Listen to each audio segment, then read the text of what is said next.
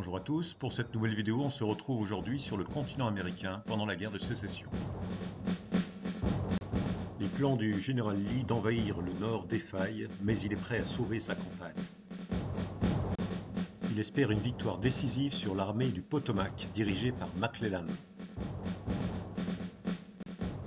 Aux alentours d'une ville jusqu'alors paisible,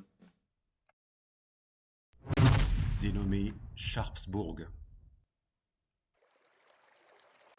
Une bataille plus connue sous le nom de l'affluent de Potomac que l'on voit ici.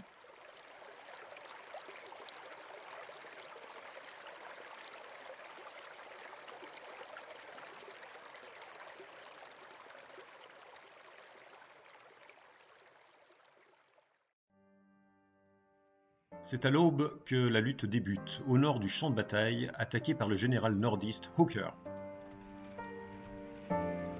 Les fédéraux arrivent en grand nombre à travers Northwood.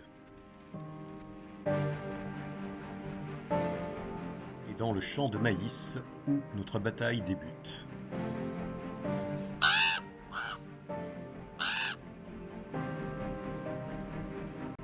Après des mouvements en aveugle, les positions ne sont pas éloignées de l'historique. Le maïs sera âprement disputé avec les confédérés de Jackson.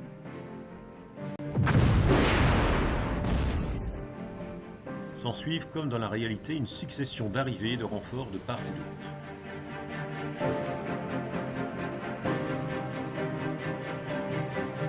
Accueillis par des salves de tirs nourris de part et d'autre.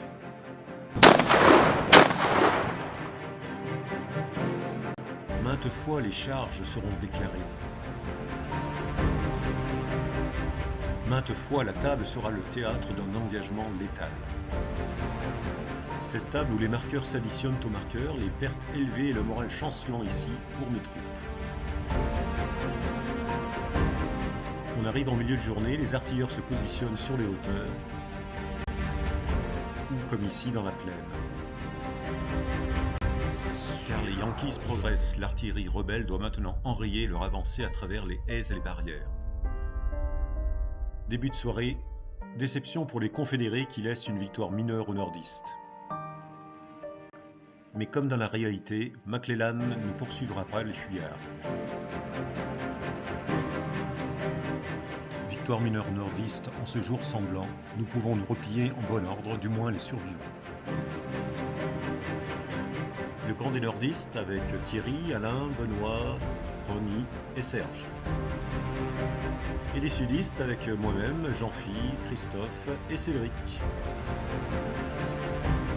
Au final, une bataille aussi sanglante que dans la réalité où 90 000 nordistes se sont vus opposés à 50 000 sudistes. Un bilan historique qui s'est monté à 23 000 pertes, dont 3 600 morts en une seule journée, ce qui en fait la journée la plus sanglante de l'histoire des États-Unis. Et voilà, c'en est fini pour cette bataille. Merci à tous de l'avoir suivi et à très bientôt.